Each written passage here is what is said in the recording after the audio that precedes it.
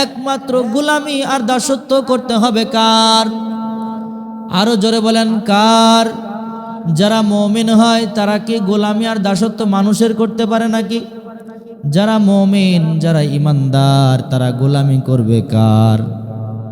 যতই কষ্ট দেওয়া হোক, যতই হুমকি দেওয়া হোক, যতই হামলা করা হোক, যতই মামলা করা হোক, জেল জুলুমের ভয় যতই দেখানো হোক না কেন, যারা মুমিন, যারা ইমানদার, তারা গোলামি করে কার? তারা দাসত্ব করে কার? দুনিয়ার কোনো মুমিন, দুনিয়ার কোনো ইমানদার পরাশক্তির ওপরে কখনো দাসত্ব করে নাই। কথা বলেন ঠিক কিনা? তারা জীবন দিয়েছে, তারা মার খেয়েছে, তারা জুলুমের শিকার হয়েছে, কিন্তু তারা আল্লাহর আইন বাদে অন্য কোনো আইনের উপরে মাথা নত করে নাই। কথা বলেন ঠিক কিনা? হাজার হাজার প্রমাণ আপনারা পাবেন, হাজার হাজার লক্ষ লক্ষ প্রমাণ আমাদের রয়েছে, যারা এরকম ভাবে শুধুমাত্র আল্লাহর জমিনে আল্লাহর দিন বাস্তবায়নের জন্য তারা নিজেদের জীবন দিয়ে দিয়েছে, কিন্তু একটা বারের জন্য, এতটুকুর জন্য তারা কালেমা থেকে সরে যায় নাই। কথা বলেন ঠিক কিনা? আল্লাহ তাআলা তো এইটাই চায়।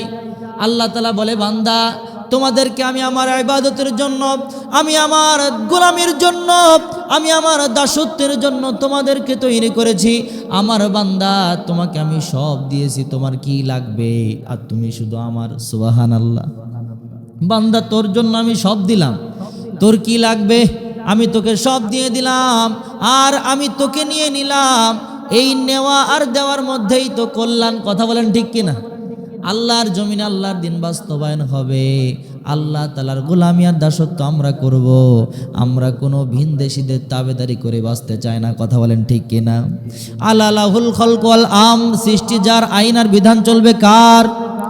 আল্লাহর রাস্তায় যারা শাহাদাত বরণ করে, আল্লাহর রাস্তায় যারা শহীদ হয়ে যায়, আল্লাহর রাস্তায় যারা জীবন দিয়ে দেয়, আল্লাহ সুবহানাহু ওয়া তাআলা তাদের জন্য কোরআনুল কারীমের সিরিয়াল অনুযায়ী 2 নম্বর সূরা, সূরা আল বাকারার 154 নম্বর আয়াতে আমাদের জন্য কত সুন্দর করে জানায় দেন, ওয়ালা তাকুলু লিমান ইউকতালু ফি সাবিলিল্লাহ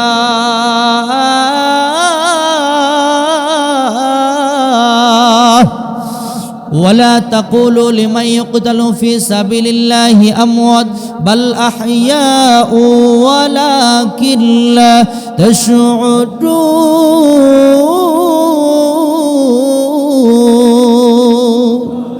আল্লাহ তাআলা বলেন সূরা বাকারার 154 নম্বর আয়াতে আমাদের জন্য কত সুন্দর করে বলে দিলেন, যারা আল্লাহর পথে নিহত হয়। কার পথে নিহত হয়?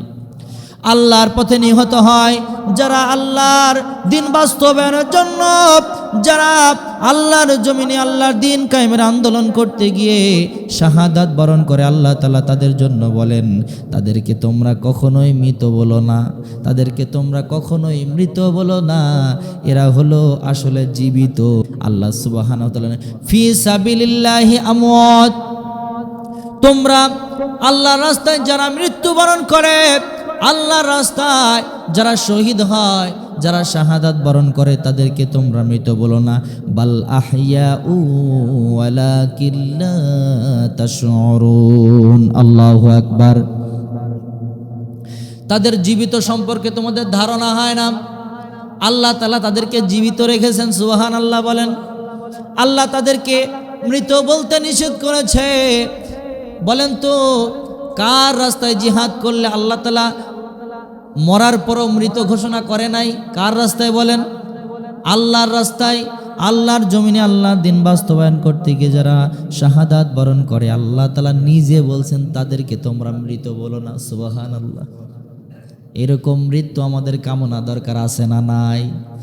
আমরা দেখেছি আমাদের কলিজার টুকরা কোরআনের পাখি আল্লামা শহীদ দেলোয়ার হোসেন সাইদি দিনের পর দিন, রাতের পর রাত কত কষ্ট, জুলুম, নির্যাতন সহ্য করেছে।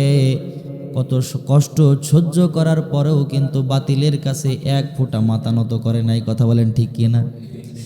আল্লাহ রসুলকে যেমন ভাবে বলেছিল ও মুহাম্মদ, তোমার কোনটা লাগবে?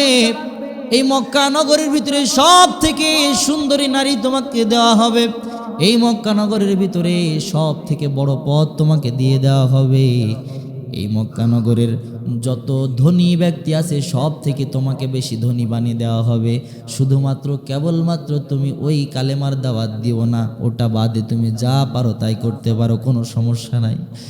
আল্লাহর পয়গম্বর বলেছিল, ও কাফেরেরা, ও মক্কার মানুষেরা, তোমরা কান খুলে শুনে নাও, যেটা দেওয়া সম্ভব ওটা দেওয়া তো দূরের কথা, যেটা দেওয়া সম্ভব নয়, যেমন আসমানের চাঁদটা এনে আমার ডান হাতে তুলে দাও, আর সূর্যটা এনে বাম হাতেও যদি দিয়ে দাও, আমি এত কিছু পাওয়ার পরেও যেটা সম্ভব নাই ওটাও যদি আমাকে এনে দাও, আমি এক কালেমার দাওয়াত থেকে একটু পিছিয়ে যাব না। আল্লাহু আকবার। আমাদের কলিজার টুকরা কোরআনের পাখি, আমরা জলজান্ত সাক্ষী। আমাদের রক্তের সাথে কোনো কানেকশন নাই, আমাদের আত্মীয়তার কোনো বন্ধন নাই, কিন্তু আল্লাহ তাআলা আমাদের জন্য, আমাদের মনের ভিতরে এমন একটা মহাব্বত দিয়ে দিয়েছে, এটা কোনো রাজনৈতিক দলের পাওয়ার নয়, এটা দুনিয়ার কোনো স্বার্থ নয়, এটা কেবলমাত্র শুধুমাত্র আল্লাহর কোরআনের সম্পর্ক। কথা বলেন ঠিক কিনা? কোরআনের পাখিটারে কত কষ্ট দিয়েছে, কত জুলুম নির্যাতন সহ্য করেছে, তারা শেষ পর্যন্ত দেখলো ভারতের আধিপত্য যদি ঠিক রাখতে হয় কোরআনের পাখিটারে বিদায় করতে হবে। কথা বলেন ঠিক কিনা? এই কোরআনের পাখিটারে বিদায় করতে যখন না পারলো, তখন মেডিকেল কিলিংয়ের মাধ্যমে ইনজেকশন পুশ করে বিভিন্ন রকমের বিষ প্রয়োগ করে আমাদের কলিজার টুকরা কোরআনের পাখিকে তারা দুনিয়া থেকে বিদায় করে দিয়েছে। কথা বলেন ঠিক কিনা? এই ভারতের এই দালালগুলা তারা মনে করেছে এক সাইদিকে দুনিয়া থেকে বিদায় করে দিলেই হয়তো সব ঠান্ডা হয়ে যাবে, কিন্তু তারা বুঝতে পারে নাই যে এটা কোনো রাজনৈতিক পাওয়ার নাই, এই পাওয়ার হলো কোরআনের পাওয়ার। কথা বলেন ঠিক কিনা? তাকে দুনিয়া থেকে বিদায় করে দিয়েছে। আপনারা দেখছেন যে এক সাইদিকে দুনিয়া থেকে বিদায় করে দিয়েছে, ঘরে ঘরে জামাত ইসলাম পৌঁছে গিয়েছে। কথা বলেন ঠিক কিনা? আল্লামা দেলোয়ার হোসেন সাঈদী বলেছিল, এমন কোনো ঘর নাই, এমন কোনো জায়গা নাই, এমন কোনো পাড়া নাই, এমন কোনো মহল্লা নাই যেখানে জামাত ইসলামী পৌঁছাবে না। আল্লাহর কোরআনের পাখির প্রত্যেকটা কথা অক্ষরে অক্ষরে মিলে গিয়েছে। কথা বলেন ঠিক কিনা? ঠিক তেমনই ভাবে আসলে আমি জীবনে কোনোদিন আল্লামা সাঈদী সাহেবকে চোখে দেখি নাই, জীবনে কোনোদিন সরাসরি দেখি নাই। যখন শুনলাম উনি দুনিয়া থেকে বিদায় নিয়েছে, আমি সাধারণত কারোর জন্য সহজে কান্না করি না, কিন্তু যখন শুনলাম যে সাঈদী সাহেব দুনিয়া থেকে বিদায় নিয়েছে, আমি আর নিজেকে ধরে রাখতে পারি নাই, পাগলের মতো বাইক নিয়ে ছুটে গেছি তার শুধুমাত্র লাশটা চোখের দেখার জন্য ছুটে চলে গেছি। ওখানে গিয়ে আমার সৌভাগ্য হয়েছে শেষবারের মতো একটা বার আমি তার নূরানি চেহারা মোবারক দেখেছি, তার জন্য আমি কান্না করেছি। লক্ষ লক্ষ মানুষ তার জানাজায় উপস্থিত হয়েছে, ছোট থেকে জোয়ান থেকে দাড়ি পাকা থেকে মহিলা নারী পুরুষ সবাই তার জন্য এত পরিমাণে কান্না